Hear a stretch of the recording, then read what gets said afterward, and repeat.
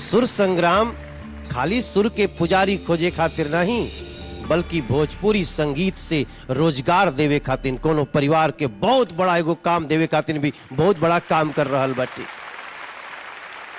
जितेंद्र कुमार जी के बाद हम बुला रहल बानी अपने ओह महायोद्धा के, जोना के स्वर न जाने कितनी बार कितनी लोगन के आंख में आंसू लियोले बा। डाबर रेड पेस्ट यूपी के शान रघुबीर बाबू के बुलावतनी जोरदार ताली से स्वागत करें।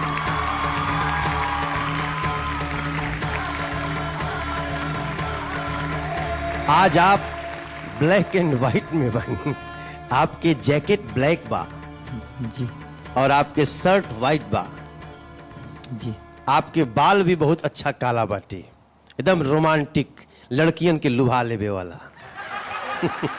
आपके पैंट भी काला बा, आपके जूता भी काला बा, और रवि जी के टाई लाल बा, रवि जी के जैकेट भी काला बाटे, और आप खातिन हमरे हाथ में वो नंबर के लिस्ट बा भैया। आपके गाना कल्पना जी के पिछले एपिसोड में उतना नहीं जमल, आपके वहां के दहली सिर्फ 29 नंबर 29।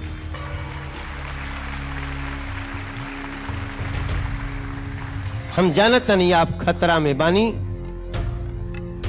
लेकिन आपकी मालिनी जी नंबर देहली 33 और एकरे साथे आप बच गई।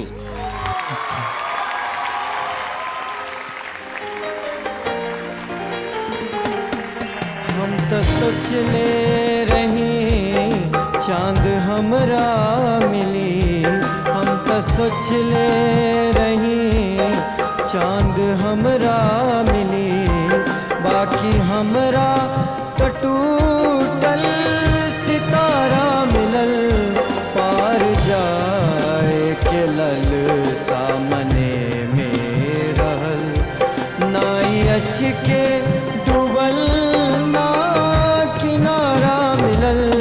हम तो सोचले रही चांद हमरा मिली, बाकी हमरा तो टूटल सितारा मिलल, पार जाए के लल सामने में रहल, नाई अच के डूबल ना किनारा मिलल। हम तो सोचले रही चांद हमरा मिली।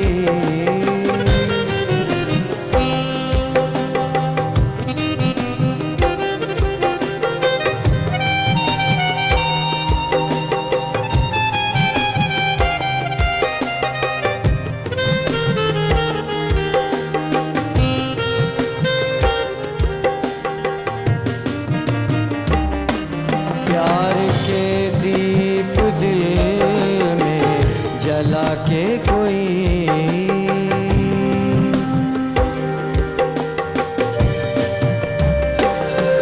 प्यार के दीप दिल में जला के कोई, रेत में आज गंगा बहा के कोई, रेत में आज गंगा बहा के कोई, चांद के चांदनी तुम कहाँ हो गई, अब अमौसा के आंसू के धारा मिलल। हम तो सोचले रही चांद हमरा मिली, बाकी हमरा तो टूटल सितारा मिलल, पार जाए के लल सामने में रहल, नाई अच के डूबल ना किनारा मिलल। हम तो सोचले रही चांद हमरा मिली।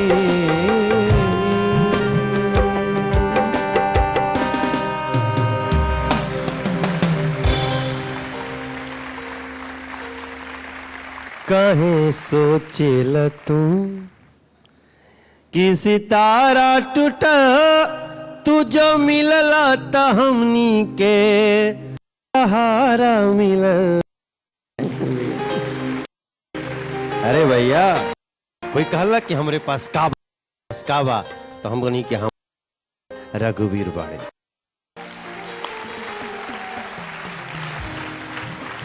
रवि भाई तोरे खातिर कुछ कहत बाड़े। बहुत बढ़िया रघु बाबा गईला। आप सतीश अजय जी के धन्यवाद देम।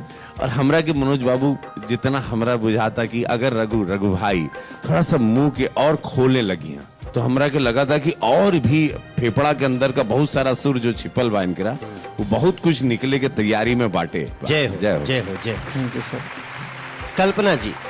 पार जाए के लल सामने में रहल नाई अचके डुबल। जो लो से आना फिर हाई पिच में जाना, वो जो मैनेज करना बहुत बड़ी बात है। और रघुवीर बहुत अच्छा निभाया आपने, बहुत अच्छा। छोटा सा मेरा बहुत प्यार अच्छा, सा बहुत पहली बार अच्छा। आपका गीत मैंने गाया। बहुत बढ़िया संतोष जी, आप बहुत मीन्स अच्छा से सपोर्ट किया आपने उनको, बहुत बढ़िया। मालिनी जी। मैं चाहती हूँ आपको भी और आप सबको एक बात सुनाना चाहती हूँ। एक संगीत के बहुत बड़े मर्मज्ञ हैं और विंध्यनगर से सत्यनारायण पांडे जी हैं, बहुत बड़े संगीत के भक्त हैं।